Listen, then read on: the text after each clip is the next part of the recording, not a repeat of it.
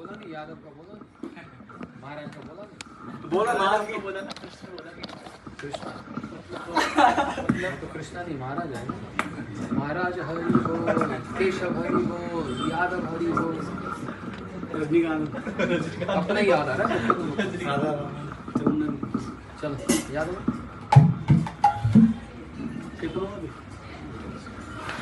हरि बोल। ओम अज्ञानतिमिरन्दस्य ज्ञानाञ्जनशलाकया चक्षुरुमिलितं तस्मै श्रीगुरवे नमः। नमो विष्णुपदाय राधिकाय प्रियात्मने श्रीमद्भक्तिवेदान्तनारायणाय नमिने। नमो विष्णुपदाय कृष्णप्रेष्ठाय भूतले श्रीमते भक्तिवेदान्तपुरी गोस्वामी नमिने। नमो विष्णुपदाय कृष्णप्रेष्ठाय भूतले श्रीमते भक्तिसिद्धान्त सरस्वती नमिने। वाञ्छकल्पतरुभ्यश्च कृपासिन्धुभ्येव च पैतनं भवनेभ्यो वैष्णवेभ्यो नमो नमः। जय श्री कृष्ण चैतन्य प्रभु नित्यानंद श्री अद्वैत गदाधर शिवसदि गौर भक्तवृंद। हरे कृष्ण कृष्ण कृष्ण हरे हरे, हरे Ram Ram Hare Hare. First of all, I offer my respectful obeisance under the lotus feet of my divine spiritual master and Leda Pravishtam Vishnupada Saraswati Srimad Bhaktivedanta Narayana Maharaj, and I pray to receive his cause of mercy. Then I offer my innumerable sastandandavan under the lotus feet of my Siksha Gurus, Sripad Bhaktivedanta Siddhanta Maharaj, Sripad Bhakti Sushita Maharaj, Sripad Bhakti Niskincha Maharaj, and I pray to receive their cause of mercy. Then I offer my respectful obeisances unto the lotus feet of Leda Pravishtam Vishnupada Saraswati Srimad Bhakti Siddhanta Saraswati Guru Prabhupada and all his associates, and to the all present Vaishnavas and Vaishnavis, and I pray to receive the cause of mercy of all. So Maharaj, the day before yesterday, he was speaking about the conversation between Narada and Vyasadeva. So Vyasadeva wrote many scriptures, but even though he wrote many scriptures, he was not satisfied. So Naradaji came in the very moment and he asked, "Oh Gurudev, why I'm not satisfied?" So after speaking the reasoning of why he was not satisfied, Maharaj started yesterday by saying that then after the conversation, Srila Vyasadeva went into meditation and he started to see Srimad Bhagavatam, you know. So Bhakti Yoga Amanasi Samyak Prahnihite Amale Apasya Purusham Purnam Mayachatat Apashrayam. So that means that he saw Krishna with all his associates, and then in the back he saw Maya Devi. She is in the back of Krishna, she is not in the front, she is the material energy. And Srila Vyasadeva saw everything. So, but what kind of Bhakti Yoga Vyasadeva was experiencing? Srila Jiva Goswami Maharaj told that, said that it was Prem Bhakti Yoga, not Sadhan or Bhav. It was Prem Bhakti Yoga, that he was able to see all these things. And then Maharaj said that actually, there is one verse when Shivaji is saying, Ham Vetti Sukha Vetti Vyasa Vetti Na Vettiva. So I know Srimad Bhagavatam. Sukadeva Goswami knows Srimad Bhagavatam. But Vyasadeva, he know or may not know, I don't know. Why Shivaji spoke this verse even though Srila Vyasadeva wrote Srimad Bhagavatam? So Maharaj explained that actually Srila Vyasadeva, before Naraji came, he didn't know. But after Naraji came and he told him, did you write about Krishna's pastimes, about Krishna's pastime in Vrindavan, you know, where all the Vrajavasis and everyone. Did you write when Sri Yashodaji, he twisted the hair of Krishna, when Radharani bound Krishna, and Krishna left the Ras dance, and Radharani also. You write all these things? And he said, no Guruji, I did not write.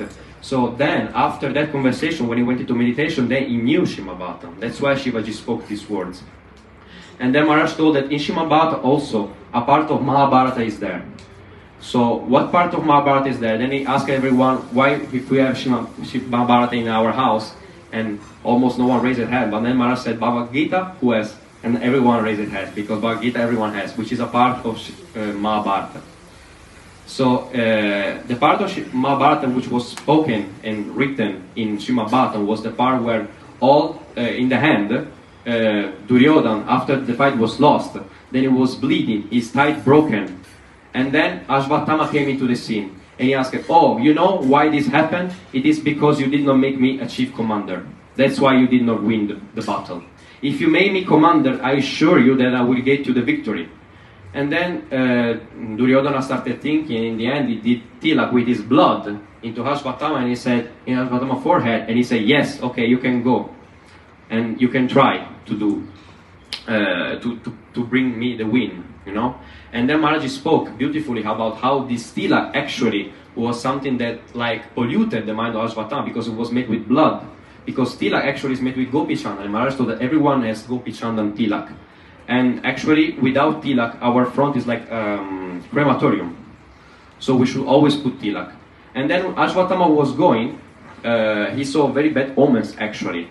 And there was also an owl there. And Maharaj told the story about how the owl and the crow are enemies for life. Because once there was a gathering between the birds. No need to tell the whole story. Okay. Just the essence, the most important one. Okay. Then when Ashwatthama went into the tent, the camping of the Pandavas, he was trying to cut all the Pandavas' heads. But actually the sons of the Pandavas were there because Krishna gathered all the Pandavas in another tent because he wanted to spend time with them. So he cut all their heads and he brought them to Duryodhana. And Duryodhana said, "What have you done, fool? Now our dynasty is spoiled. We don't have anyone anymore." And then when Draupadi came and she saw everyone who was dead, holding Chinori, she started screaming, and Krishna and Pandavas came. And Arjuna, he made a promise, "I will bring you the killer of our sons." Then the guards said that Ashwatthama was there. They all went to Ashwatthama and there was throwing of Brahmastas. So after the Brahmastas were thrown, then Arjuna were victorious. And there was a time when he wanted to decide what to do because they bound Ashwatthama and they brought to Draupadi's feet. But she was so merciful that she said, "What are you doing? This is our Guruji's putra. This is the son of our Guruji. You cannot treat him like that, like an animal." But then Arjuna was very doubtful. What should I do? Because according to the scripture, I should kill him, for what he did. But Draupadi, she said she doesn't want to kill him, of course. So she just cut some of his hair and she took out the money, the gem which was in the front of Ashwatthama. So that was equal to that. So after that, they went, it happens that also Ashwatthama, he tried to kill the Parikshit Maharaj, which was in the home of Uttara. So before that, Krishna wanted to go back to Dwaraka, but every time he was stopped. Because Arjuna came, before Yudhishthira came, then Bhima came, then Arjuna came, and so for many, many months, Krishna was not able to go back. At last, Uttara came, because she told that Ashwatthama wanted to throw the Brahmastra to her home. So Krishna went into the home of Parikshit Maharaj, and he protected Parikshit Maharaj, which actually was destroyed in the home, but Krishna regenerated him, and he gave him life back. So that's why Krishna got one name which is Uttarayana, because he protected Uttara, the son of Uttara. So after that, Kunti ji came. And then Kunti started praying to Krishna like he was the master of everyone. And then he said, Hunt, what are you speaking to me? Every time when Krishna was going to see Mother Kunti, then he was always bowing down and she was giving blessings to him. But today she was speaking like he was the Supreme Personality of Godhead. So what happened to you? And she told, I saw you coming into the womb of Uttara. I saw you are the real Personality of Godhead, the Supreme Personality of Godhead. So that's why she was praying like that. And she told, I am more fortunate than Devaki actually. And then Krishna said, how is it possible that you're more fortunate than Devaki? Because every time we were in trouble, because you said Devaki only once in jail, but every time we were in trouble, many times life was in danger. You saved us all the time. So I believe I'm more fortunate than Devaki. I have the proof. But there is one woman, one mother, which is much more fortunate than us, which our fortune is undescribable, which is Mother Yasoda. Because then she starts speaking about all the verse when all the pastime with Maya Yasoda happened. So when Krishna was bound in Damodara Lila and he started crying, Rudantam Muhur Netra Yugmam Rijantam. So he started crying and then he was very fearful. Krishna, the Supreme Personality of God, was very fearful, which the person, normally people, sages, they chant his name to avoid the fear, but he was very fearful of Mother Yasoda. So Kunti spoke all these prayers. And then Krishna, just before leaving, he came into the field when Bhishma was there. Because Bhishma has this boon that actually he could leave his body whenever he wanted. From his father, Shantanu Maharaj, he got this boon. So he was there lying. Yudhishthira started crying so much. He told, all this war was my fault. Everything was my fault. And he was not reasoning. Krishna tried to speak with him. But Yudhishthira has so much affection for Krishna. He was thinking, he's my youngest cousin. He's like a younger brother. So he was not listening to Krishna. Then Krishna told to Bhishma, you speak to Yudhishthira because he will listen to you because you are older. And in this way, Bhishma told to Arjuna, you are actually Krishna se tomara, Krishna ite para, tomara shakati hache. Amito Gangala Krishna Krishna boli dai tava pace pace. Srila Bhaktivinoda Thakur in the Bhajan Vaishnava Thakura, he wrote this verse which actually he was meditating on this pastime because Bhishma told to Arjuna, you are the friend of Krishna, you have Krishna, so give Krishna to me, please. And then Bhishma spoke all his words to Yudhishthira of sage and wisdom, and Yudhishthira was somehow peaceful in the mind. But why? What was waiting? What was Bhishma waiting actually? Bhishma was waiting for Uttarayana, which means like a particular course of the sun during the winter when it comes.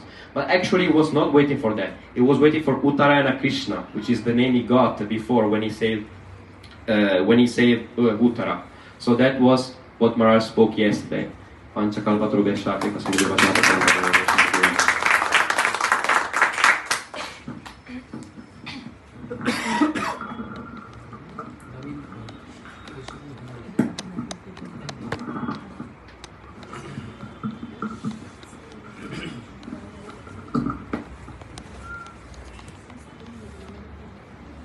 ओम ज्ञानतिमिरान्धस्य ज्ञानञ्जनशलाकया चक्षुरुन्मिलितं येन तस्मै श्रीगुरुवे नमः।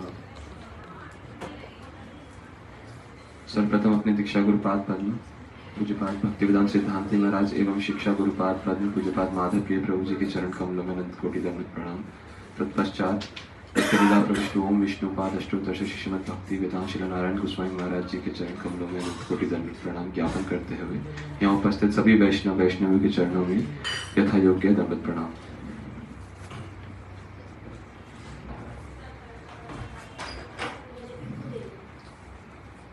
तो हम जो भागवत कथा सुन रहे हैं उसमें कल हमने श्रवण किया कि किस प्रकार हमने अलग अलग पर्सनालिटीज अलग अलग, जैसे कुंती देवी हो गई और भीष्म जी हो गए, वृत्रासुर हो गए, इन सब की प्रार्थनाओं के बारे में सुना कि किस प्रकार इन्होंने प्रार्थनाएं करी। तो हमारे को ये समझना होगा पहले कि ये प्रार्थनाएं क्या हैं और क्यों हमें प्रार्थनाएं करनी पड़ती हैं।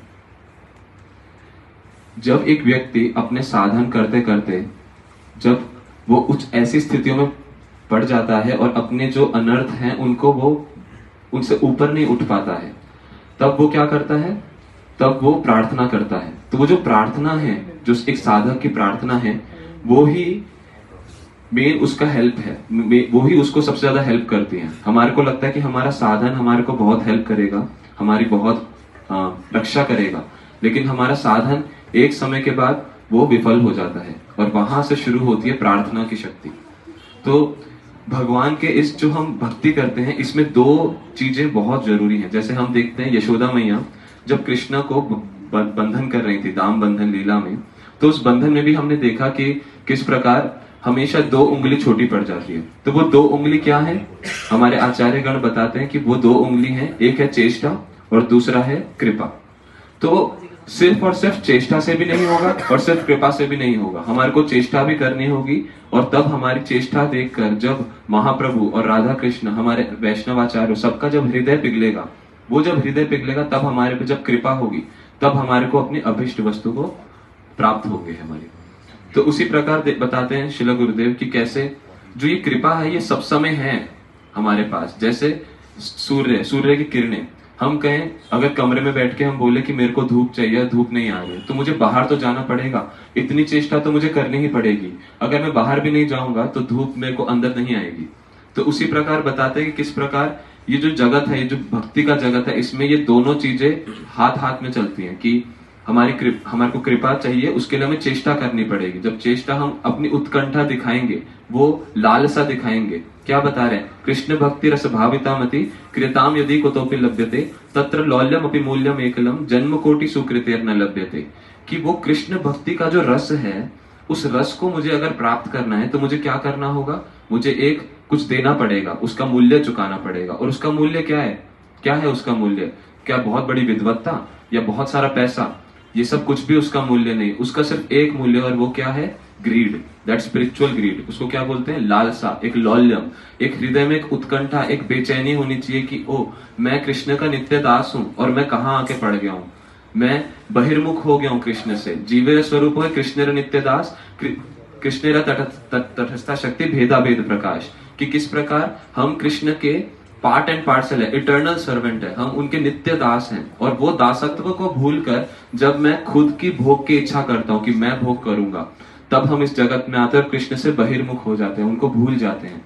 और कृष्ण को भूलने के कारण फिर हम इस जगत में 3 तापों से झुलसते हैं। और उसको निकलने के लिए क्या बताया, हमारे को अपना वो संबंध स्थापित करना। और वो संबंध कैसे स्थापित होता है, जब कृष्ण ही अपने करुणावश, कैसे बताते हैं, बड़े सुंदर रूप से माधुर्य कदम्बी में बता रहे हैं कि कैसे कृष्ण वो आत्मराम आत्मकाम है, ही इज सेल्फ सेटिस्फाइड, लेकिन आत्मराम आत्मकाम होने के बावजूद भी उनको एक बेचैनी है। तो यहां पर भी हम देख रहे हैं कि कृष्ण के जगत में भी बेचैनी हो रही है, गोपियों को बेचैनी हो रही है, यशोदा मैया को बेचैनी हो रही है, इन सबको भी बेचैनी हो रही है, यहाँ पर भी बेचैनी है। तो वो बेचैनी से फर्क क्या, अगर वहां जाके भी बेचैन ही होना है तो फायदा क्या वहां जाने का। तो यहाँ पर हमें समझना पड़ेगा वो कैसी बेचैनी है, वो कैसा दुख है, और यहाँ पर जो है वो कैसा दुख है। यहाँ पर जो हमारा दुख है ये हमारे खुद के पाप कर्मों की वजह से दुख है, और ये दुख वास्तव दुख है।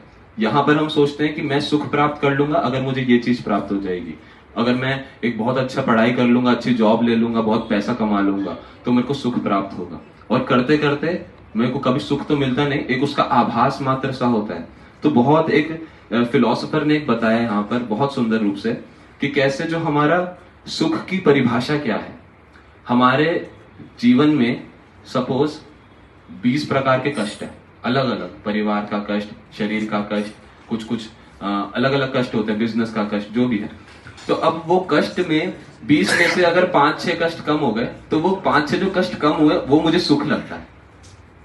वास्तव में जो मेरे पूरे जो लिस्ट है पूरे कष्टों की, उनमें से कुछ कष्ट जब कम हो जाते हैं तो वो मुझे सुख लगता है, और वो मैं समझता हूं कि वो ही सुख है। तो ये एक्चुअल में हमने जो सुख की परिभाषा है, सुख को तो हमने कभी जाना ही नहीं, कभी उसको महसूस ही नहीं किया। सिर्फ जो हमारे दुखों को हम अपने जो प्रॉब्लम्स है उनको सॉल्यूशन करते हुए उनको दूर करने में ही पूरा जीवन निकाल देते हैं, और करते करते हमें लगता है जब 1-2 प्रॉब्लम कम हुई तो वो सुख लगता है हमारा। तो ये यहाँ की सुख की परिभाषा, जो कि वास्तव में सुख है ही नहीं, वो दुख ही है। तो वहां पर हम देख रहे हैं कि अब वहां पर कौन सा बेचैनी है, वहां पर कैसी है। बोलते हैं कृष्णा अपनी करुणा शक्ति से ही बेचैन हो रहे हैं। उनके अंदर इतनी करुणा है, वो करुणा शक्ति ही उनको बार बार चूटी मार रही है कि कृष्णा आप उठो उठो, आप विश्राम मत करो, आप जीव तड़प रहे हैं इस जगत में, आप जाकर उनकी उद्धार करो।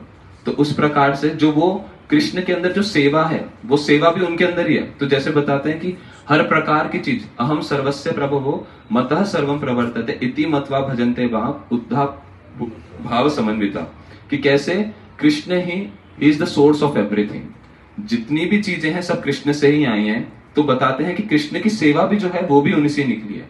कृष्ण के अंदर से ही बलराम जी निकले, सबसे पहला एक्सपेंशन कृष्ण का बलराम जी, और बलराम जी ही सारे प्रकार की सेवाएं करते हैं। तो वहां पर हम देख रहे हैं कि वो जो दुख है, वो जो बेचैनी है, वो इस जगत वाली बेचैनी नहीं है। उस बेचैनी के अंदर भी परम सुख की प्राप्ति हो रही है। जब राम जी रामलीला में जब सीता जी को ढूंढ रहे हैं तो एक एक पेड़ से पूछ रहे हैं कि क्या तुमने मेरी सीता को देखा, बादलों से पूछ रहे क्या तुमने मेरी सीता को देखा, पूरे जंगल से पूछ रहे सीता को देखा। तो वो क्या बोल रहे हैं, नहीं प्रभु हमने नहीं देखा। तो अब लक्ष्मण जी देख रहे हैं कि राम जी आंखों से, नेत्रों से उनके अश्रु तो प्रवाहित हो रहे हैं, लेकिन उनकी एक मंद मन से मुस्कान भी है। तो वो समझ रहे हैं कि क्या ये वो पूछ रहे हैं कि आप ये कौन सा रस का आस्वादन कर रहे हैं। बाहरी रूप से तो देखने में लग रहा है कि आप बहुत क्रंदन कर रहे हैं, बड़े ही दुखी हैं, लेकिन अंदर ऐसा लग रहा है कि आप बहुत प्रसन्न हैं। तो वो एक विरह, जो विरह का जो सुख है, उस सुख का आस्वादन कर रहे हैं। तो कल गुरु जी उसी विरह के सुख के बारे में पूरा एक उसको उजागर कर रहे थे कि किस प्रकार वो जो विरह है उसमें कैसा सुख है। जैसे एक नई नवेली दुल्हन है, वो दुल्हन जब आज ही उनकी शादी हुई और वो जो पति है, पति की एकदम से बिजनेस में कुछ एकदम नौकरी लगी और जहां पर उसको 5 साल के लिए जाना पड़ा उसी दिन जिस दिन शादी हुई। तो वहां पर वो जो पति है वो उसको बोल रहा है कि तुम मेरे साथ नहीं चल सकते और मुझे 5 साल के लिए जाना ही होगा। तो वो पत्नी कितना विलाप करती है कि नहीं नहीं अभी तो हमारी शादी हुई। तो वो उसको पूरे दिन, पूरे हर एक एक चीज में, यहाँ बैठते थे, यहाँ पर वो ये खाते थे, ये पहनते थे, हर एक एक चीज में उसके पति का स्मरण होता है उनको। तो वो एक विशेष प्रकार का मिलन है। तो उसी प्रकार बताते हैं कि कैसे सुबह से लेकर शाम तक कृष्ण लीला में भी ऐसा ही होता है कि जैसे सुबह सुबह यशोदा मैया घंटों लगाती हैं, आराम से कृष्ण को पूरा श्रृंगार करती हैं। श्रृंगार करने के बाद यहाँ पर यशोदा मैया कृष्ण के साथ मिलन का आस्वादन कर रही हैं। और उसके बाद जब कृष्ण गौचारण के लिए चले जाते हैं तब वहां पर यशोदा मैया बाहर खड़ी हो जाती हैं और जब तक कृष्ण दिखने बंद नहीं हो जाते तब तक वो खड़ी रह के रोती रहती हैं और क्या विरह का आस्वादन करती हैं। फिर अपने कमरे में आती हैं, भवन में हर जगह देखती है कहाँ कहाँ कृष्ण किलकारियां करते हैं। कृष्ण इधर बैठता है, इधर खेलता है, इधर यहाँ पे माखन खाता है। हर एक एक चीज को देख के यशोदा मैया को स्मरण हो रहा है। तो वहां पर वो उस विरह का आस्वादन कर रही है। उस विरह में जो मिलन है, विशेष रूप का जो मिलन है, विरह है, तो उसको वो आस्वादन करे। और फिर जब यहाँ पर यशोदा मैया कृष्ण से विरह आस्वादन कर रही है, तब जो पक्षी हैं, पशु हैं और जो ग्वाले हैं, सारे जो कृष्ण के सखा हैं, वो कृष्ण के साथ मिलन का आस्वादन कर रहे हैं। उसके बाद कृष्ण उनको छोड़कर जब दोपहर के समय जब सब विश्राम करते हैं, तब कृष्ण छुपके से चले जाते हैं कहाँ? राधा कुंड। और राधा कुंड में जाके गोपियों के साथ मिलन होता है। और फिर वहां से जब वापस आता है, फिर गोपियों को विरह होता है। तो ये विरह मिलन का जो ये खेल है पूरा चलता रहता है दिन भर। और किस प्रकार जो इति दृक् स्वलीला विरानंद कुंडे कि जो सारे ब्रजवासी हैं उनको कृष्ण कैसे उस आनंद समुद्र में हमेशा डुबा के रखते हैं, विरह के आनंद में और मिलन के आनंद में। तो ये जो गुरु जी बताते हैं किस प्रकार जो ये आंसू हैं विरह और मिलन के, ये आंसू इक्वल नहीं है, ये अलग हैं बहुत। किस प्रकार? जैसे हम देखते हैं एयरपोर्ट में जाते हैं तो डिपार्चर और अराइवल दोनों जगह पर हम अश्रुओं को देखते हैं कि कैसे जो माता पिता हैं वो अश्रु प्रवाहित कर रहे हैं। तो वो अश्रु एक जैसे नहीं। जब डिपार्चर में जब बच्चा जा रहा है विदेश कई सालों के लिए पढ़ने के लिए, तब माता रोती है। वो किस प्रकार का रोना? वो बिछड़ने का रोना, और वो वास्तविक दुख है। लेकिन जब वही व्यक्ति, वही बच्चा जब 5 साल बाद अराइवल पे आता है, जब माँ उसको लेने जाती है, तो घंटों पहले चली जाएगी, सोचेगी कि कहीं बच्चे की फ्लाइट पहले ना आ जाए। तो वह जाके वहां पर फिर अश्रु प्रवाहित करे। और ये वाले अश्रु किस प्रकार के हैं? ये अश्रु सुख के हैं। ये अश्रु वैसे वाले नहीं कि दुख वाले अश्रु। तो यहाँ पर भी अश्रु, तो ये अश्रु बाहरी रूप से देखने में लग रहा है कि ये तो बड़े दुख, बड़े पीड़ित हैं, लेकिन नहीं, अंदर वो किस प्रकार का रसास्वादन कर रहे हैं वो हम नहीं समझ पाते हैं। तो इसी प्रकार जो बेचैनी उस जगत की है, जो व्याकुलता उस जगत की है, वो परम सुख प्रदान करने वाली। और यहाँ की जो बेचैनी, यहाँ की व्याकुलता, ये क्योंकि इसका सेंटर कौन है? हम खुद भोग करना चाहते हैं। तो यहाँ पर यही बहुत सुंदर रूप से हम देखते हैं। और हमें ये देखना पड़ेगा है कि किस प्रकार जो ब्रजवासियों की अगर बाहरी रूप से जो क्रियाएं हैं वो एक आम क्रियाएं लगती हैं जो हम नॉर्मल डेज में हम अपने स्वाभाविक जीवन में भी देखते हैं। लेकिन उस क्रिया में और इस क्रिया में फर्क क्या है? सिर्फ और सिर्फ भावना का, कि किस प्रकार उनकी सारी क्रियाएं सिर्फ और सिर्फ कृष्ण को केंद्र में लेके होती है। सारी की सारी वो गायों को दूध निकालेंगे, उपले बनाएंगे, कुछ भी करेंगे, माखन निकालेंगे, हर एक एक चीज सिर्फ कृष्ण को याद करते हुए कृष्ण के ही लिए करते हैं। और हम लोग क्या है, और यही भक्ति बन जाती है। श्रील रूप गोस्वामी ने इतने सुंदर रूप से एक श्लोक में सारी जितनी भक्ति की परिभाषाएं हो सकती हैं उस सबको समावेश कर दिया। कैसे? अन्याभिलाषिता शून्यम ज्ञान कर्माद्यनावृतम आनुकूल्येन कृष्णानुशीलनम भक्तिरुत्तम।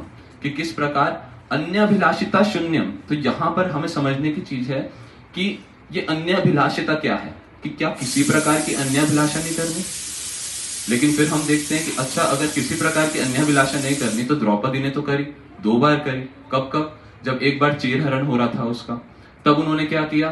तब उन्होंने हाथ ऊपर करके कृष्ण को बुलाया कि हे गोविंद लाखों राज। किस प्रकार वो यहाँ पर कृष्ण से सेवा ले रही है एक प्रकार से, कि वो कृष्ण वहां पर अपना प्रसाद पा रहे थे और वहां पर वो कृष्ण को पुकार रहे हैं कि आप मेरी रक्षा करिए। और कृष्ण एक निवाला खाए भी नहीं, उसको छोड़कर वो पहले रक्षा करने गए। तो यहाँ पर तो कृष्ण से सेवा ले ली, तो वो कृष्ण के लिए अनुकूल कहाँ हुआ? कृष्ण के लिए अनुकूलता तो ये हुई ना कि उनको अच्छे से बिठा के खिलाएं हम। तो यहाँ पर देखा जाता है कि अन्य अभिलाषा का फर्क है अन्य अभिलाषिता से। तो जो हमारी खुद की जो भोग इच्छा है वो अलग है, और भोग इच्छा करने की tendency, there is a difference. कि एक होता है टेंडेंसी कि मैं रोज ही रोज, मतलब मेरे ये ऐसा स्वभाव ही है कि मैं सारा कार्य अपने लिए करता हूं। और दूसरा है कि कभी किसी परिस्थितिवश मुझे कृष्णा की एक सेवा लेनी पड़े। तो यहां पर हमारे को समझना पड़ेगा कि वो स्वाभाविकता नहीं होनी चाहिए। कई जगह पर हम ब्रज में भी देखते हैं कि किस प्रकार कृष्णा ही सेवा कर रहे हैं, कृष्णा ही सेवा कर रहे हैं राधा रानी की, नंद बाबा की, उनके पादुकाओं को सर पे लेके आ रहे हैं और नंद बाबा आराम से ले भी रहे हैं वो सेवा। क्यों? क्योंकि अपना इतना घनिष्ठ संबंध, अपना बेटा समझते हैं। तो उसी प्रकार यहाँ पर भी द्रौपदी की जब हम अंदर जाकर उनके मूड को समझेंगे, उनकी भावना को समझेंगे, तो वो कैसे दिखाना चाह रहे हैं कि कृष्ण के भक्त वात्सल्य गुण को दिखाना चाह रही है। वहां पर भी वो कृष्ण के ही और उनके गुणों को, उनकी गुणाख्यान करना चाह रहे हैं। तो उस प्रकार हम देखते हैं कि ये अन्य अभिलाषिता शून्यम, तो ये जो हमारी स्वाभाविक वृत्ति है ना खुद के भोग करने की और कृष्ण से विमुखता की, हम कृष्ण की सेवा नहीं करना चाहते, खुद का करना चाहते हैं, तो वो अन्य अभिलाषिता शून्यम, उसको शून्य करना पड़ेगा। और फिर ज्ञान कर्माद्य अनावृतम, ज्ञान और कर्म से जो मिश्रित जो हमारे कर्म हैं, जो हमारी सारी एक्टिविटीज है, उनको हमारे को ओवरकम, उनको दूर करना पड़ेगा। आनुकूल्य न कृष्ण, अब यहां पर आता है जो उसका मेन चीज है, जो उस श्लोक का प्राइमरी जो डेफिनेशन है, क्या है? आनुकूल्य न कृष्णानु, कृष्णानुशीलनम, कि कृष्ण के लिए क्या अनुकूल है, कृष्ण भक्ति के लिए क्या अनुकूल है।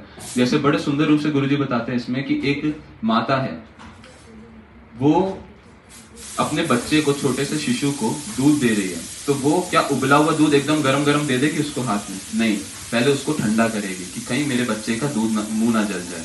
तो उसी प्रकार, लेकिन हम ठाकुर जी की सेवा करते हुए सब नहीं सोचते, गरम गरम मिर्ची वाला या कैसे भी हो हम उनको दे देते हैं और ये नहीं सोचते कि उनका मुंह जल जाएगा। तो वो एक स्वाभाविक जो अपनापन है वो नहीं होता है। तो वो कृष्ण की अनुकूलता, जैसे अपने बच्चे को पालते हैं उसी प्रकार कृष्ण के लिए क्या अनुकूल है, तो कृष्णानुशीलनम। और उसी प्रकार से जब वो पूरी उसकी एक एक एक्टिविटी, एक एक क्रिया है, जब इसी पे निर्धारित होती है, सिर्फ कृष्ण के लिए, कृष्ण के लिए, कृष्ण के लिए क्या सही है क्या गलत है, तो वो सारी चीजें जब वो करते हैं तो उसको ही भक्ति कहा गया है।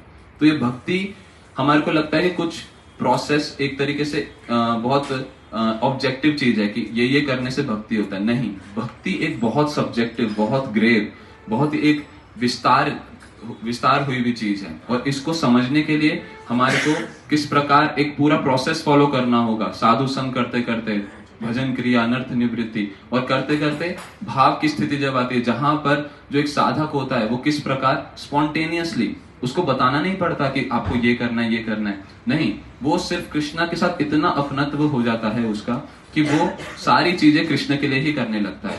फिर उसके बाद माधुर्य कदम्बिनी में जो बड़े सुंदर रूप से विस्तार हुआ कि कैसे जो साधक है वो भाव भक्ति के स्तर पे जब आता है तो उसका कैसे कृष्ण के साथ आदान प्रदान होता है। उस अवस्था में जैसे गुरुजी कल बता रहे थे सभा में कि 6 बार उसको मूर्छाएं आती है, 6 बार। और मूर्छाएं आकर, कैसी मूर्छाएं? वो कृष्ण को पुकार रहा है, माला कर रहा है, और इस प्रकार ग्रीड भरी, लॉन्गिंग भरी, इतनी उत्सुकता के साथ, व्याकुलता के साथ कृष्ण को पुकार रहा है कि कृष्ण को आना पड़ता है। तो यहाँ पर हमारे को गुरुजी ने ये वाली चीज भी समझाई कि किस प्रकार नाम नामी अभिन्नत्व, कि नाम और नाम ही अभिन्न है। जब तक हमारे अंदर वो चीज समझ नहीं आएगी, हम उसको धारण नहीं करेंगे, उसको रियलाइज नहीं करेंगे, साक्षात्कार हमारे को नहीं हो सकता कृष्ण का। और वो तभी होगा जब हम इस नाम और नामी को अभिन्न समझें कि कैसे जब मैं महामंत्र कर रहा हूं तो कृष्ण है वहां पर, कृष्ण नाम स्वरूप में है, कृष्ण ने इस जगत में नाम के रूप में अवतार लिया है, विग्रह के रूप में अवतार लिया है, तो वो उनसे अभिन्न है। जब ये बार बार सोचते हुए जब हम उस प्रकार गाढ़ रूप से श्रद्धा के साथ जब हम नाम करते हैं, तब वो जो भाव स्तर पे जो व्यक्ति है वो, उसको फिर कृष्ण का साक्षात्कार होता है। और कृष्ण साक्षात्कार करके क्या करते हैं, उसको रस का आस्वादन कराना चाहते हैं। वो पूछता है, कृष्ण क्या मैं आपको स्पर्श कर सकता हूँ, क्या मैं आपको देख सकता हूँ, क्या मैं आपको सूंघ सकता हूँ।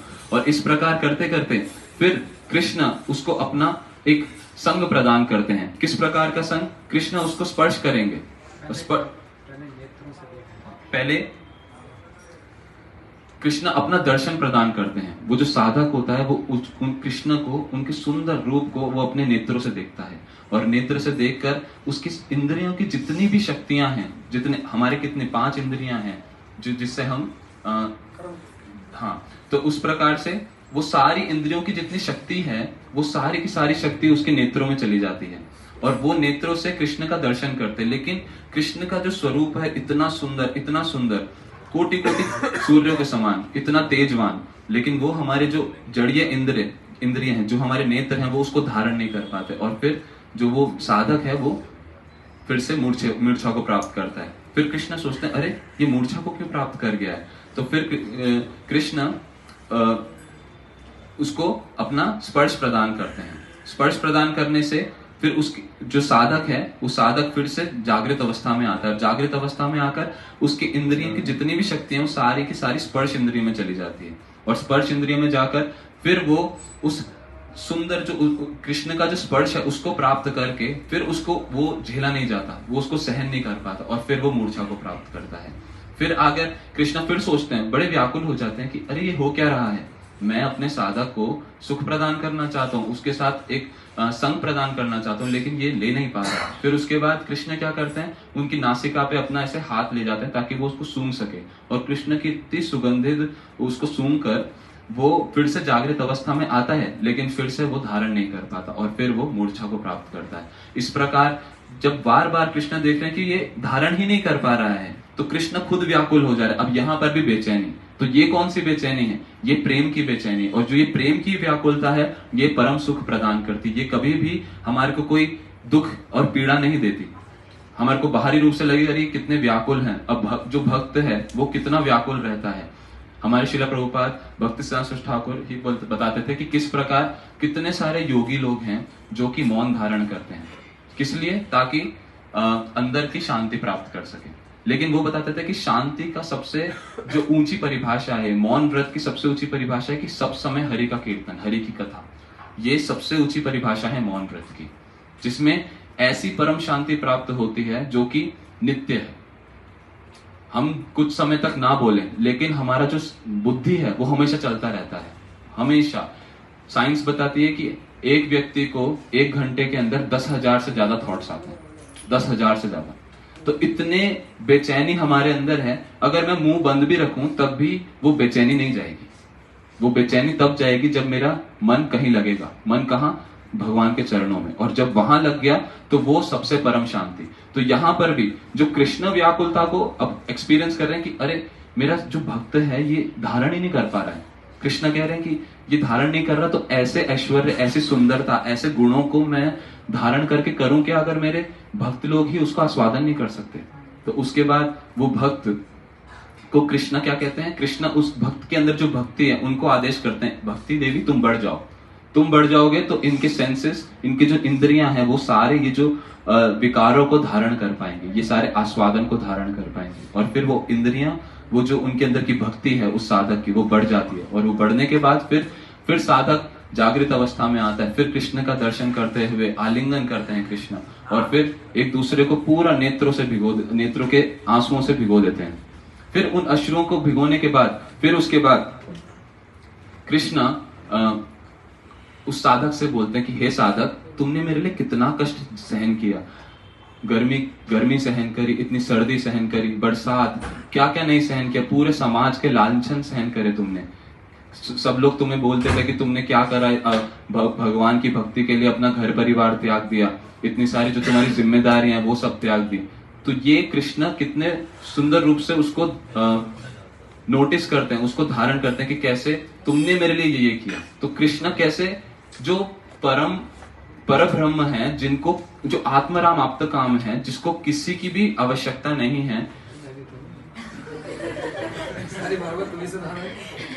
ठीक है, विशेष तो वो परब्रह्म भी, मैं कब से सोच रहा हूँ कभी करोगे भाई। ये माइक की एडिक्शन ही ऐसी है। सामने ऑडियंस और माइक हो, बस बोलो। तो वो परब्रह्म भी क्या, वो भी अपने आप को ऋणी समझ रहे हैं। छोटी सी किसी, अब हम सोचते हैं कि हमने बहुत बड़ा कुछ करा, लेकिन वो बहुत छोटा है, बहुत तुच्छ है। हमारे बताते हैं आचार्यगण कि किस प्रकार गोस्वामी वर्गों का जो त्याग है, उन्होंने तुच्छवत अपनी ऊंची श्रेणी, बड़े बड़े राजाओं के मंत्री, प्राइम मिनिस्टर रहे। हमारे शिला रूप गोस्वामी से सनातन गोस्वामी, ये प्राइम मिनिस्टर, फाइनेंस मिनिस्टर उस जमाने 500 वर्ष पहले राजा के पूरे एक इलाके के वहां के प्राइम मिनिस्टर थे, पूरे देश के। अब उन्होंने वो पदवी को त्याग दिया महाप्रभु की सेवा के लिए, और वो पदवी को त्याग के कैसे तुच्छवत, बिना पीछे मुड़े, मलवत त्याग दिया। और हम सोचते हैं कि ये त्याग बहुत बड़ा है, और है भी, लेकिन उनकी क्या धारणा है? उनकी धारणा है कि ये त्याग कुछ भी नहीं है। सबसे बड़ा त्याग होता है जब एक शिष्य अपने गुरु का संग त्याग देता है। किस लिए? गुरु की सेवा के लिए। गुरु की सेवा के लिए वो संग त्याग रहे हैं। कैसे महाप्रभु ने उनको अपने ही सेवा के लिए उन्होंने बोला कि जाके वृंदावन जाओ और उन लीला स्थलियों को प्रकाशित करो। और फिर रूप गोस्वामी, सनातन गोस्वामी, अन्य अन्य गोस्वामी किस प्रकार हृदय में पत्थर रखते हुए अपने गुरु की सेवा के लिए उन्होंने वो उनका संग भी त्याग दिया। तो इसको बोलते हैं सबसे बड़ा त्याग। तो यहाँ पर बता रहे हैं कि कृष्ण किस प्रकार ऋणी महसूस करने अपने आप को अपने शिष्य के कुछ जो साधक है उसके त्यागों को देखकर। और फिर शिष्य क्या बोलता है कि नहीं प्रभु, मैं तो आपका शिष्य कहना, मैं तो आपका भक्त कहलाने लायक नहीं हूं, मैं तो एक अपराधी हूं। कृष्ण कहते हैं कैसे तुम ये बोल सकते हो, तुम अपराधी नहीं हो, तुम तो मेरे भक्त हो। फिर वो साधक समझाता है कि कैसे मैंने हमेशा आपके जो नयन है, आपके सुंदर अंग कांति है, हर चीज को, आपके अंगों को मैंने किससे, एक कमल के साथ मैंने उसकी तुलना करी। और कमल कैसा है, वो तो कितना फीका है आपके सामने। अब जब मैं आपका दर्शन कर रहा हूं तो मुझे पता चल रहा है कि ये जड़ीय कमल कितना नीच है, कितना नीच है आपके, और आपका सुंदर सौंदर्य जो आपका रूप है वो कितना ऊंचा है। तो मेरा ये बहुत बड़ा अपराध हो गया, मैं आगे से कभी ऐसा नहीं करूंगा प्रभु, मुझे क्षमा कर दीजिए। तो फिर इस प्रकार जो ये अवस्था है भाव स्तर की, तो यहाँ पर कृष्ण का जो ये इस प्रकार का जो रेसिप्रोकेशन है, तो यहीं पर ये भक्ति योग को डिफरेंशिएट करता है कि भक्ति योग का यही स्पेशलिटी है, यही उसका एक बहुत सुंदर गुण है कि कैसे वो हमारे को आदान प्रदान कराते हैं जो हमारी अभिष्ट वस्तु है। जब हम वो प्रोसेस फॉलो करते हैं तो हमारे को वो बहुत नीरस प्रोसेस नहीं है, वो पूरा रसपूर्ण प्रोसेस है, पूरा रसपूर्ण वो एक पाथ है जहां पर हम पद पद पर पूर्ण अमृतार्थ स्वादनम, पूर्ण अमृत का वो आस्वादन करते हैं। तो इसी के साथ मैं अपनी वाणी को शेष करूंगा।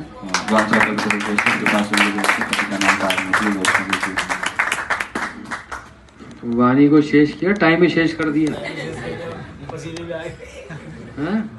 इतनी कौन सी ठंडे पड़ रही है, उतारो, सिर गर्म हो जाएगा। Yadav also like this, not stopping, you are also not stopping.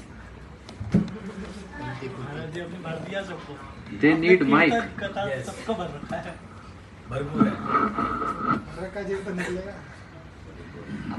देखो रूप गोस्वामी जी ने कहा, Are you translating? You have a transmitter? Yes, sir. Quickly.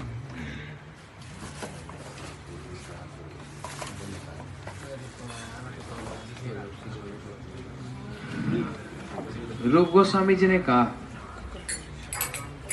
शांति अव्यर्थ कालत्वम, विरक्ति मान शून्यता, आशा बंधो समुत्कंठे, नाम गाने सदा रुचि, असक्ति तद वस्ति स्थले, नहीं, असक्ति तद गुण वसित, क्या था, असक्ति तद गुणाख्याने वसित तब प्रीति स्थले। ये बताया, बोलते हैं जिस साधक में भाव का अंकुर जागता है, अर्थात भाव अभी बस रिफ्लेक्ट हुआ, उसके अंदर लक्षणों से पता लगता है, बिना लक्षणों से नहीं। जैसे कोई व्यक्ति कहे मुझको बुखार है, अब वो बुखार होगा तो शरीर में ताप होगा, उसको अच्छा नहीं लग रहा होगा। लेकिन भला चंगा है और कहे बुखार है, शरीर भी गर्म नहीं, इसका मतलब झूठ बोल रहा है। सर्दी जुकाम है तो देखने से पता लग जाता है। ऐसे ही भाव स्थिति में कहते हैं उसके भी लक्षण है। लक्षण क्या है? खांति अव्यर्थ कालत्तम, विरक्ति मान शून्यता, आशा बंध समुत्कंठे, नाम गाने सदा रुचि। खांति का मतलब है किसी भी स्थिति परिस्थिति में विचलित नहीं होता। नवीन प्रभु आज आपको कथा बोलनी है। बोलते घर की मुर्गी दाल बराबर। वो 2 घंटा बोलता है। ओ, फिर तो हमने देर कर दी। किसी भी स्थिति में विचलित नहीं होते। बहुत अच्छा बोलता है। आज माइक देंगे वहां स्टेज स्टेज पर माइक देंगे आज। तैयारी करके आ गए। इसलिए आज कथा हम 4 बजे शुरू कर देंगे क्योंकि आपको 1 घंटा चाहिए ना। ये टाइम चाहिए। चला गया ना खुला। ठीक है, जैसे कल की कथा में बताया, परीक्षित महाराज जी को पता लग गया, उनको शाप लगा, लेकिन विचलित नहीं हुए। भागवत जी के जो चरित्र हैं और हम अपने जीवन में देखें, यदि मतलब कैसी स्थिति है हमारी, कोई भी भय का कारण हो या किसी भी प्रकार की परिस्थिति हो, स्वाभाविक रूप में मन विचलित हो जाता है। स्वाभाविक। जहां पर मृत्यु का प्रसंग उठ जाए तो कितना भय लगता है। इसलिए जो कहा महाजनों जे गता सा पंथा, महाजनों आप बाहर ही रहना होगा। हाँ बस बाहर ही रहो। नहीं, वो व्यवस्था देख रहे हैं ना सारी। महाजनों का इसलिए कहा, महाजनों के पथ पर हमको चलना है। हमार संगे चलो महाजने काछे गाई जाई। ये हमारे क्या बोलते हैं इसको, आदर्श हैं, आइडल हैं। परीक्षित महाराज कम नहीं समझना, जिन्होंने दिवा रात्रि दिन रात, जिन्होंने बिना खाए पिए बिना सोए 7 दिन की भागवत कथा को श्रवण किया। सुखदेव गोस्वामी जी तो कीर्तन कर रहे हैं, वो तो ठीक है, लेकिन श्रोताओं में परीक्षित जी की भी महिमा देखो कैसी है। बीच में सुखदेव गोस्वामी जी ने पूछा भी, परीक्षित जी की परीक्षा करनी चाहिए। बोलते परीक्षित थोड़ा सा विश्राम कर लो, जल पी लो, थोड़ा सा जल पी लो। परीक्षित जी कह रहे हैं कि जल के चक्कर में तो सब कुछ हुआ है ना। जीवन में कितना खा लिया हम लोगों ने, हिसाब लगा लो। बोलते गोदाम के गोदाम भर जाएंगे, गेहूं के भोजन के पदार्थ के गोदाम भर जाएंगे, इतना हम खा चुके हैं। कितना पानी पी चुके हैं, बोलते हैं बड़े बड़े टैंक भर जाएं। कितना हम सो चुके हैं। ये खाना पीना और सोना एक स्तर पर आकर ये भी इंद्र तृप्ति ही है। परीक्षित महाराज जी को ना भूख ना प्यास ना नींद। विचार करो किस स्तर की हरि कथा होगी, कैसा अमृत बरस रहा होगा कि एक क्षण का भी अवकाश नहीं है, कहीं ये छूट ना जाए। तो कहने लगे हमको ये जल के चक्कर में सब कुछ हुआ, हमको जल की आवश्यकता नहीं है ना। तो इसलिए उदाहरण दे रहे हैं, खांति शांति जो कहा जाता है उसमें परीक्षित महाराज का उदाहरण आता है। जब शाप लगा, कहते हैं तप मुपयंतम प्रत्यंतम, मैं अब ब्राह्मणों का और गंगा जी का आश्रय ले लिया। तक्षक आके डसे या कोई और शाप लगे, मेरे को किसी प्रकार की कोई चिंता नहीं है। परीक्षित जी का एब्जॉर्प्शन, उनका ध्यान इसी लक्षण से पता लगता है। अव्यर्थ कालत्वम, अर्थात किसी समय को भी नष्ट विनष्ट नहीं करते। ये उनके लक्षण बता रहे हैं जो भाव स्थिति तक पहुंच गया। उनके लिए एक क्षण भी व्यतीत बेकार करना, उनको लगता है युग बीत गए हो।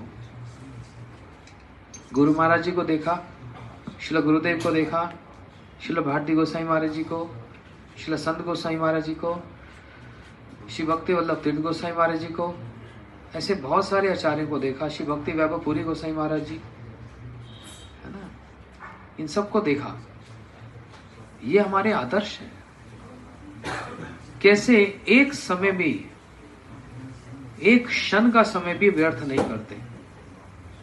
इसलिए कल श्लोक में कहा, शनवंती गायंती गृणंती साधवा। लगाओ फिर ठाकुर जी को यहां रखा, फिर भोग कैसे अच्छा चलो ले आओ, अब जो हो गया ले आओ, ले आओ, ले आओ, ले आओ दीदी, इतने में ठंडा भी हो जाएगा, खिलाओ। मृदंग हटा लो,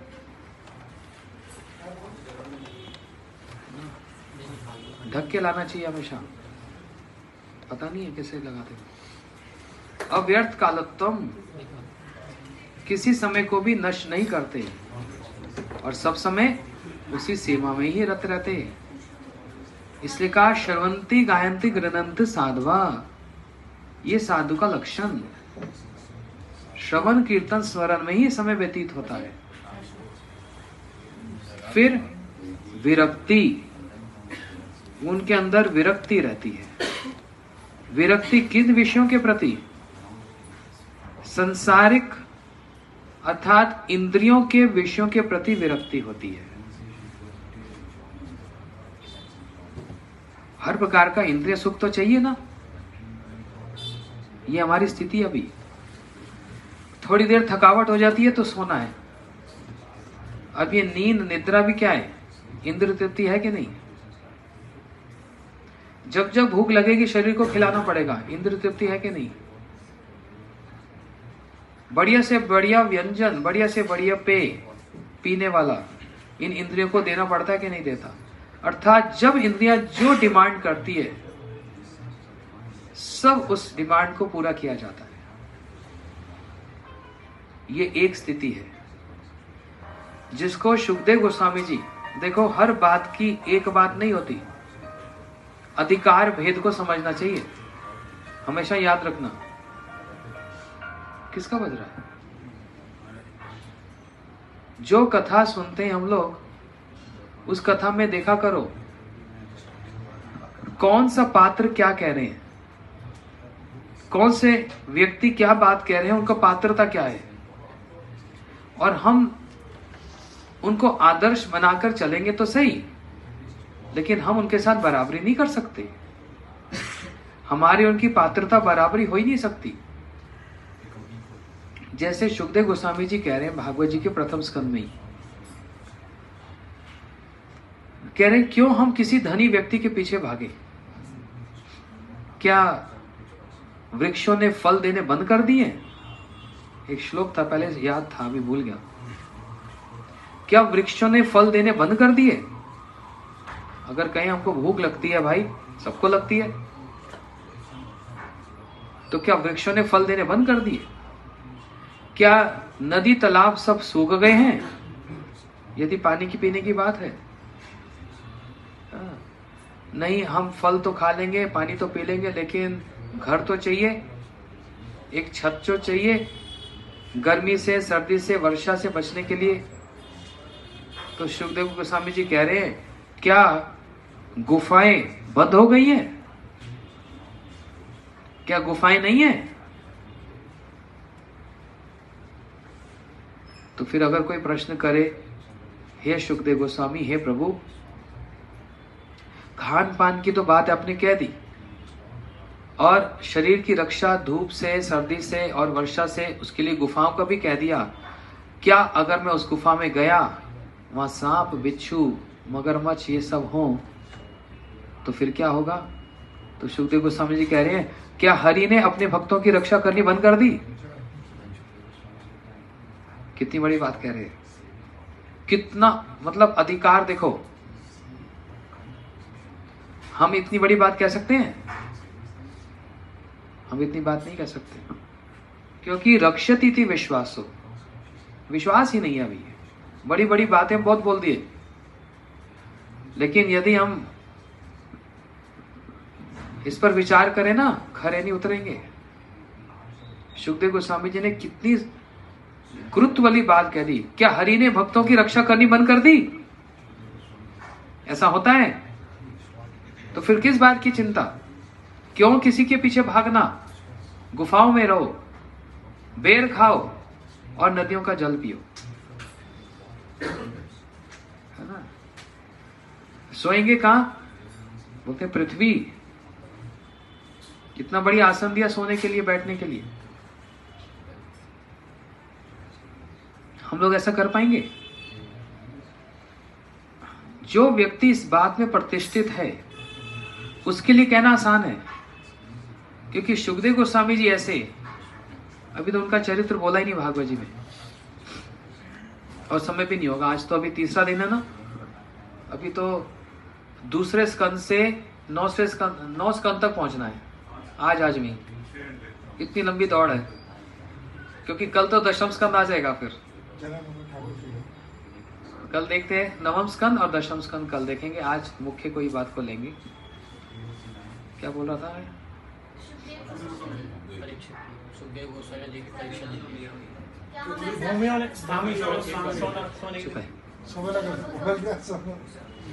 लास्ट में क्या बोल? सुखदेव गोस्वामी जी का प्रसंग, क्या हम ऐसा कर सकते हैं? हाँ, क्या हम ऐसा कर पाएंगे? सुखदेव गोस्वामी जी जिस अधिकार से बात बोल रहे हैं, हाँ मैं बोल रहा था, ना उनको भूख लग रही है, ना उनको प्यास लगती है, ना उनको नींद आती है, ना उनको वस्त्रों की आवश्यकता है कि नहीं? क्या उनके अंदर कोई विकार होता है? बताया ना, जब जा रहे हैं सरोवर में, कुछ स्त्रियां स्नान कर रही हैं, उनको होश ही नहीं है।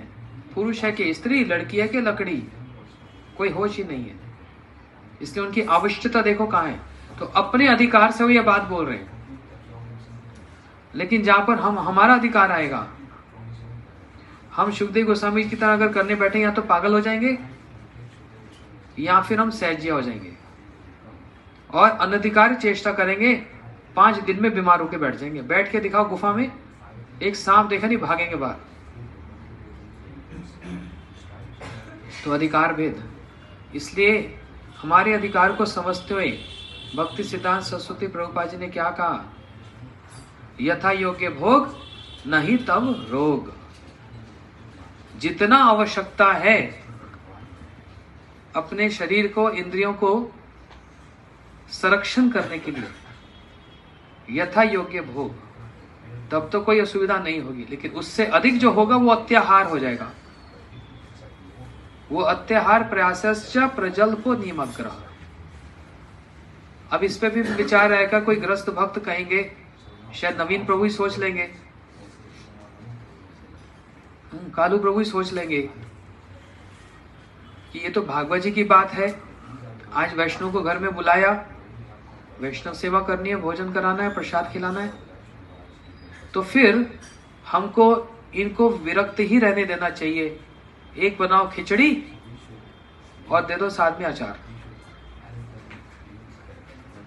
ऐसा होगा? ये अपने लिए होगा।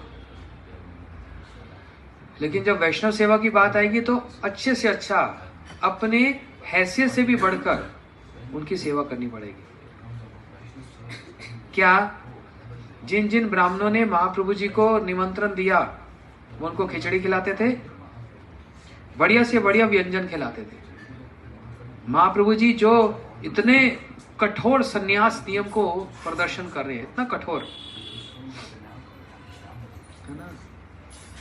लेकिन जब निमंत्रण होता तो महाप्रभु जी को अद्वैताचार्य प्रभु कैसे खिलाते? इतने सारे व्यंजनों का नाम दे दिया, इतने प्रकार के तो शाक ही है उसमें, इतने मिष्ठान है, सब कुछ है। तो जब वैष्णव सेवा की बात आएगी तो कुछ और, जब अपनी बात आएगी तो ऐसे रहेंगे। जब जगन्नाथपुरी में जगन्नाथ जी का दर्शन बंद होता है, कौन सा समय बोलते हैं उसको? आज्ञा भाई ना, अनवसर लीला। 21 दिन तक दर्शन बंद है और जगन्नाथ जी को हल्का हल्का खिलाया जाता है। हमने एक भक्त को देखा, एक प्रभु श्रील बाबन गोसाई महाराज जी के आश्रित थे। हम टूर लेकर गए थे और वो किसी को बोल नहीं रहे थे। उन दिनों में बहुत सारे ग्रस्त हो, ब्रह्मचारी सन्यासी हो, वो उबला हुआ खाते हैं। दिन में एक बार, बिना नमक के, बिना मसाले के, बिना घी के और बिना पत्ता के, जमीन पे डालकर, ऐसे गाय की तरह हमने देखा। उन्होंने किसी को नहीं बोला और वो अकेला बेचारा ब्रह्मचारी, अकेला और हम थे कोई 60-70 लोग, अकेले उसने रसोई बनाई सबके लिए, चावल दाल सब्जी जो कुछ बना सकते हैं, मिष्ठान सब कुछ बनाया अकेले ने, जबकि वो इस व्रत में है। और जब हमने बोला प्रभु आप भी खाइए, नहीं मैं नहीं खाऊंगा, मैं बाद में खा लूंगा, कुछ ऐसे बोल रही। लेकिन कुछ लेने के लिए गए, दरवाजा थोड़ा सा खुला था, उसमें से झांक कर देखा तो ऐसे हाथ पीछे करके गाय की तरह खा रहे हैं। क्यों? जब मेरे प्रभु जगन्नाथ नहीं खा रहे तो मैं कैसे खाऊं? जगन्नाथ जिससे तदात्म्य प्राप्त हो जाए, उनसे प्रेम हो जाए। अच्छा, प्रेम कब होता है? प्रेम त्याग मांगता है। Love means sacrifice. जहां पर त्याग नहीं होगा, ना त्याग की भावना होगी, वहां प्रेम नहीं बढ़ा जाएगा, बढ़ेगा नहीं वो। हम लोग ये एकादशी व्रत और व्रत, कार्तिक का व्रत, नियम सेवा हम लोग क्यों करते हैं? किसके उद्देश्य से करते हैं? भगवान के उद्देश्य से तो। क्योंकि जिसके उद्देश्य से जो किया जाता है, जहां पर अटेंशन जाती है वहां पर क्या होता है? उनसे प्रेम हो जाता है। अभी हो नहीं रहा, हो जाए इसलिए कर रहे हैं। तो ये इतने कठोर व्रत किस लिए किया जा रहा है? भगवान की प्रसन्नता है। लेकिन जब सारे भक्त लोग आए तो उनको अच्छे से अच्छा सुंदर प्रसाद खिलाया। श्रील भक्ति दत्त माधव गोसाई महाराज जी, जिन्होंने श्री वृंदावन में श्री चैतन्य गौड़ीय मठ, जिसको बड़ा मठ कहते हैं अभी भी, वहां पर अपने सारे गुरु भाइयों को निमंत्रण में बुलाया। सबके आने जाने का भाड़ा, ट्रेन का, उनके लिए रहने के लिए उत्तम व्यवस्था, और जिसको जो पसंद है, जो दक्षिण भारत से आएगा उनको खट्टा पसंद है, जो जिस प्रांत से आएगा उसको वैसा प्रसाद। और श्री भारती गोसाई महाराज जी और अन्य श्री भक्ति वल्लभ तीर्थ महाराज जी को सबको आदेश दे दिया था, मेरे गुरु भाइयों की सेवा में किसी प्रकार की कमी नहीं हो। जिनको जो खाना अच्छा लगता है, जैसा रहना अच्छा लगता है, वैसी सारी सुख सुविधा हो, खर्चे की चिंता मत करो। उस समय एक दिन में 20,000 रुपया खर्च हुआ। उस समय की बात बता रहा हूं, 1900 कोई लगभग समझ लो आप 50 की बात होगी लगभग। उस समय के 20,000 आज के लगा लो कितने हो जाएंगे? ये प्रभु कह रहे हैं लगभग 25, 30, 40 लाख रुपया एक दिन में खर्च करना। कुछ गुरु भाइयों ने श्री माधव गोसाई महाराज जी को कहा, इतना पैसा एक दिन में खर्च करोगे? अभी तो बहुत दिन का उत्सव है ना? इतने पैसे में तो ये आपकी जो रसोई अभी बनी नहीं, टीन पे काम हो रहा है, इस पे तो छत बन जाएगी। फर्श लगाना है अभी तो मठ में, अभी तो ये मार्बल बचा है, कितना काम बचा है। श्रील माधव गोसाई महाराज जी ने उत्तर दिया, मार्बल लगाने के लिए, रसोई बनाने के लिए और ये मठ का काम बनाने के लिए बाद में बहुत पैसा आ जाएगा, लेकिन अभी जिनकी सेवा का सौभाग्य मिला है, ये ज्यादा दिन नहीं है, ये दोबारा नहीं मिलेंगे। मार्बल लगाने वाले बहुत मिल जाएंगे बाद में, बिल्डिंग बनाने वाले बहुत मिल जाएंगे बाद में, लेकिन अभी ये जो महापुरुष आ रहे हैं, अपने गुरु भाइयों के लिए बोल रहे हैं, इनका संग और एक साथ इतने सारे एक ही स्थान पर, इनका संग दोबारा नहीं मिलेगा।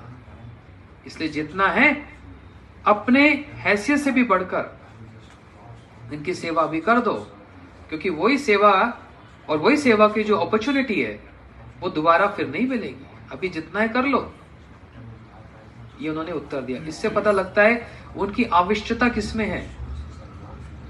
इसलिए उनका एक, कहते हैं ना, एक व्यक्ति का स्लोगन होता है। स्लोगन समझते हैं ना, क्या बोलते हैं हिंदी में? नारा होता है ना। जैसे उनका नारा है, आप मुझको खून दो मैं आपको आजादी दूंगा, नारा होता है ना। स्वच्छ भारत रखना है, नारा है ना। तो श्री माधव गोसाई महाराज जी का नारा यह था, विष्णु और वैष्णव हमारे इष्ट हैं। हमारे इष्ट एक नहीं है, विष्णु मतलब कृष्ण और वैष्णव ये दोनों ही हमारे इष्ट हैं।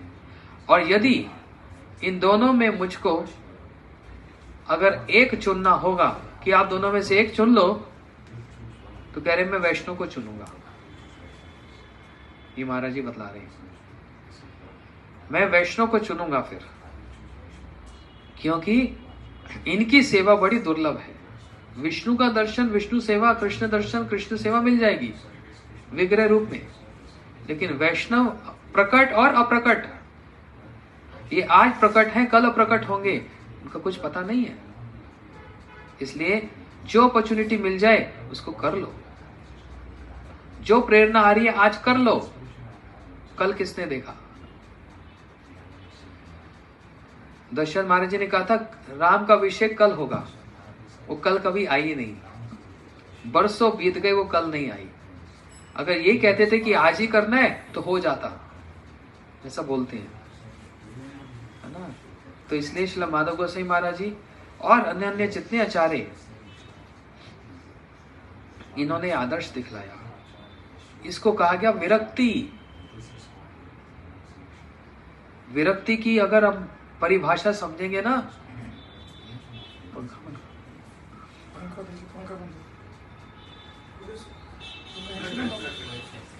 विरक्ति की अगर भाषा हम समझें, इसका स्थूल विचार और सूक्ष्म विचार, बस छोड़ दे, बड़े सुंदर सुंदर सूक्ष्म विचार हैं विरक्ति के। बस ये बोलकर खत्म समाप्त करूंगा। भक्ति सिद्धांत प्रभुपाद जी के समय में मठ में ज्यादा धन नहीं होता था। एक ब्रह्मचारी, ध्यान से सुनना ये बात, ये ब्रह्मचारी के लिए, सन्यासी के लिए, गृहस्थ के लिए, सबके लिए, और जो जो लाइव देख रहे हैं उनके लिए भी समझना बात को। एक ब्रह्मचारी जो इतने गरीब परिवार से आया, दिन में एक समय भी उनको भोजन नहीं मिलता था। बड़ा पुराना कोई बंगाल का कोई गांव, एक समय भोजन मिल जाए तो समझते थे आज बहुत बड़ी बात हो गई। लेकिन मठ में आया, सेवा कर रहे। जो मठ का जो इंचार्ज है उसके साथ थोड़ा सा लड़ाई कर रहा है, कंप्लेंट कर रहा है,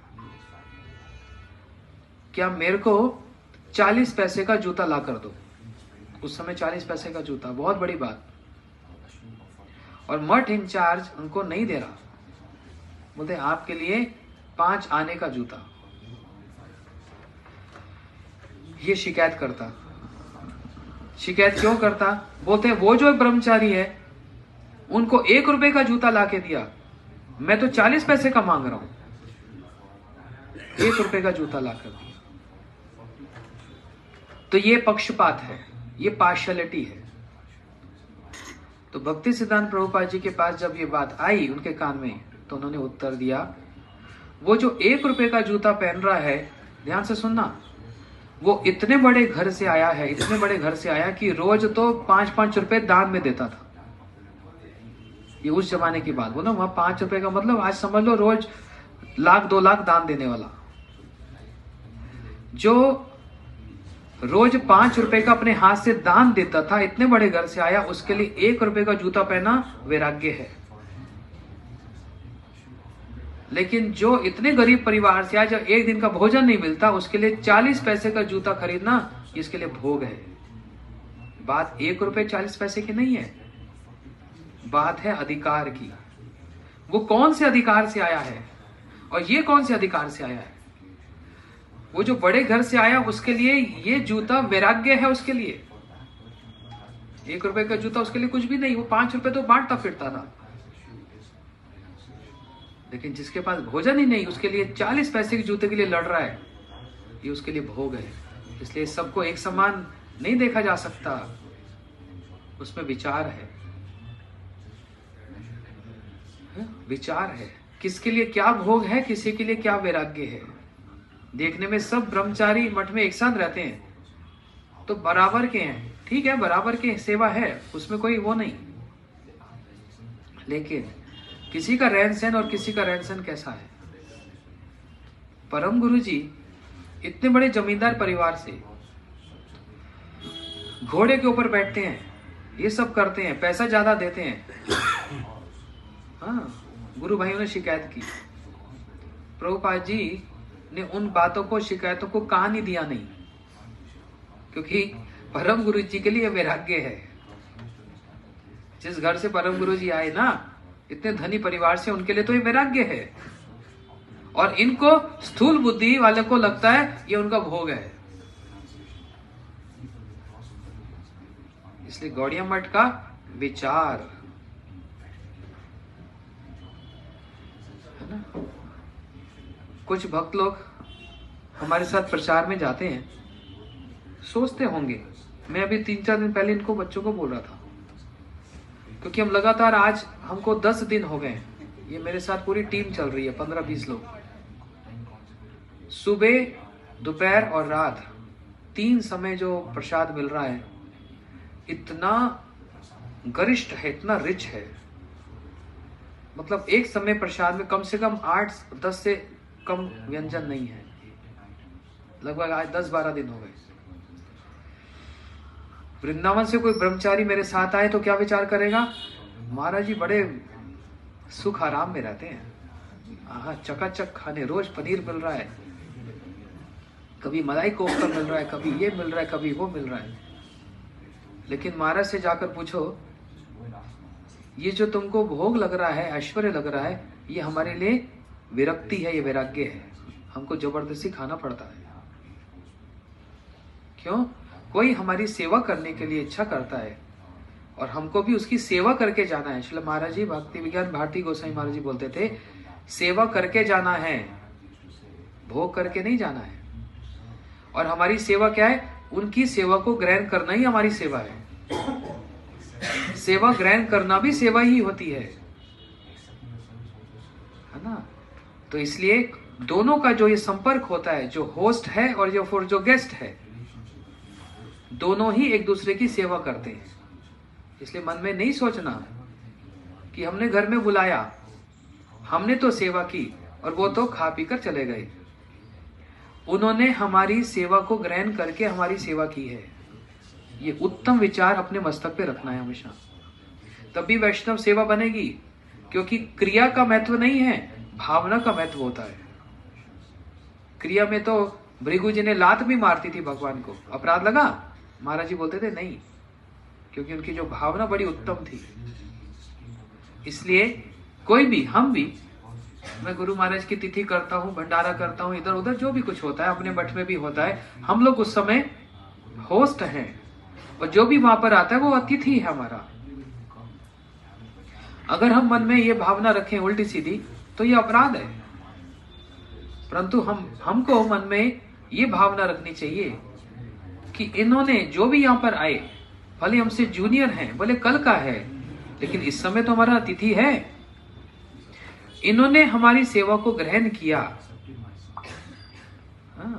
इन्होंने हमारी सेवा को ग्रहण किया, ना कि हमने इनकी सेवा की है।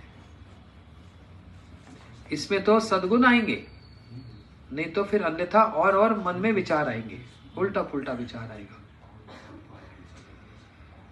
इसलिए किसी के लिए वो वैराग्य है, किसी के लिए वो भोग है। इतना आसान नहीं समझना, बहुत कठिनाई होती है। अपने मन को मार कर, है ना, जिन्होंने सेवा की उनकी सेवा करना, वहां फिर अपना भाव बीच में नहीं आता। इसलिए इसको कहा गया विरक्ति, इसको कहा गया विरक्ति। तो आज हम नवीन कृष्ण प्रभु के यहाँ पर आए और कालाचंद प्रभु, मैंने इनका नाम दिया था काला कृष्णदास, हैं? ब्रजराज दिया था। हाँ, ब्रजराज प्रभु के घर आए और क्या दीदी, सुप्रिया दीदी और वसुधा दासी, गौरप्रिया दासी। हाँ, इनके हैं और हमारे छोटे से भागवत जी, इनके घर में हम आए और इनके मित्र मंडल, रामनु दीदी और माताएं सब लोग आई हैं। और जितने भी इन्होंने अपने मित्रों को, अतिथियों को, वैष्णव को बुलाया, हम सभी ब्रह्मचारी रमन बिहारी गौड़िया मठ से यहाँ पर आए। हम आपका हृदय से धन्यवाद देते हैं, आपने हमको सेवा का एक अवसर दिया।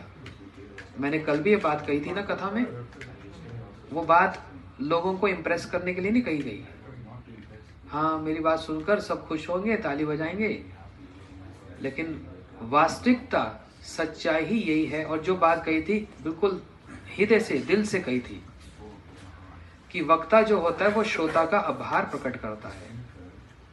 श्रोता ना हो तो वक्ता किसको कथा सुनाएगा? हाँ, श्रोता होने से ही वक्ता कथा बोलता है। और जो कथा बोलता है और कथा सुनता है, दोनों में से किसकी आवश्यकता ज्यादा होती है? श्रोता तो सुनकर सुनते सुनते मन इधर उधर भी जा सकता है ना, चलो घर में जाना है या किसी ने आना है, कुछ भी, लेकिन वक्ता का मन इधर उधर जा सकता है नहीं, तो उसका तो वो क्या कहते हैं, ध्यान ही मतलब लगेगा नहीं, कनेक्शन ही बनेगा नहीं। तो कथा यहां से नहीं बोली जाती, कथा इधर से बोली जाती है। जब यहां से कथा बोली जाती है ना, उसका प्रभाव अपने को भी लगता है और जो कथा सुनने वाले उनको भी लगता है। ये भावनाओं के साथ कथा बोली जाती है। जो चरित्र का वर्णन कर रहे हैं, उस चरित्र में उनकी स्थिति को समझकर उसमें प्रवेश करके उस बात को कहा जाता है। इसलिए कथा में भावना होती है, श्रोता का सम्मान होता है, वक्ता श्रोता को भी प्रणाम करता है। आपने हमको ये सहयोग दिया कि हम भगवान की कथा आपको सुनाएंगे, जिससे हाँ मुझको भी क्या होगा, भक्ति मिलेगी। आपको तो मिलेगी, मुझको भी मिलेगी। कितना अच्छा है ना हमारे भक्ति का ये, कहने वाले को भी भक्ति, सुनने वाले को भी भक्ति, सेवा खिलाने वाले को भी भक्ति, और जो खाने आया उसको भी भक्ति। अगर हम सूक्ष्म विचार करें, कितना सुंदर, निर्मल, स्वच्छ ये प्रेम है, ये वैष्णव विचार है, ये है वास्तविक। लेकिन अब इसमें अगर कोई अपनी अपनी कोई टीका लगाता रहे, वो तो फिर उसका अपनी टीका है, लेकिन वास्तविकता यही है, वैष्णव सेवा। गौर प्रेमानंदे, बोलो भागवत महापुराण की जय। हरे कृष्णा कृष्णा कृष्णा हरे हरे, हरे राम राम राम हरे। एक बार परिवार वालों की ताली बजाओ।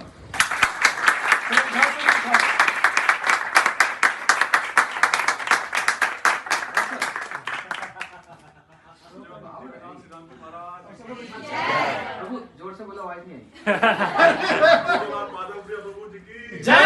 ओए, उसका नाम मेरा कहा गया, और आगे वो लगाया नहीं, अभी अपराध कर दिया। अष्टोत्तर शत ओम विष्णु कुछ नहीं, पूज्य पाठ। महाप्रसाद की जय, पद्मा महाराज जी की जय। सार बात तो ये बोली। जिसके लिए लोग इंतजार कर रहे हैं। चलो बेटा।